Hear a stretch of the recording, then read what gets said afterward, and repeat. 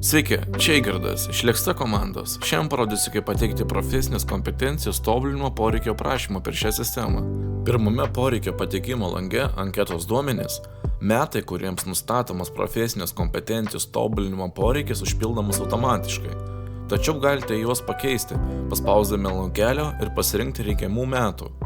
Išrašymo data yra automatiškai užpildoma, jeigu norite ją paredaguoti, paspausti ant laukelio. Paspaudus atsidaro kalendorius, pasirinkite išrašymo datos metus naudodamiesi rodyklėmis.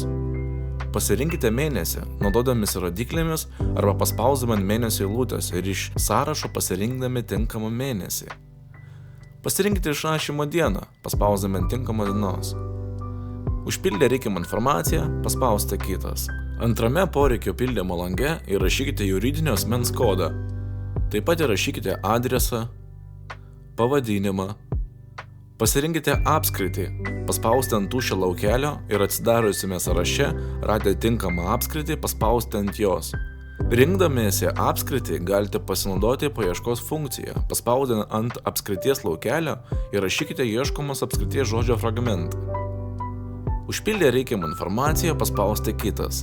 Poreikio pildymo lange kompetencijas paspausti mygtuką naujas, kad pridėtumėte naują įrašą.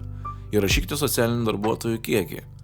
Pasirinkite kompetenciją, paspausti ant tuščio laukelio ir atsidariusiame sąraše radę tinkamą kompetenciją paspausti ant jos. Pasirinkite socialinių darbuotojų specializaciją, paspausti ant tuščio laukelio ir atsidariusiame sąraše radę tinkamą kompetenciją paspausti ant jos.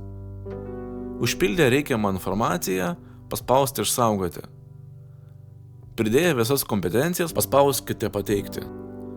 Paspaudus iššoka patvirtinimo langas, paspauskite taip, kad pateiktumėte poreikį arba paspauskite ne, jeigu norite grįžti atgal į pildymo langą.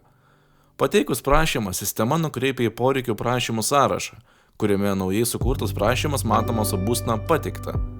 Peržiūrėti pateiktą prašymą galite paspaudę ant norimas prašymo eilutės.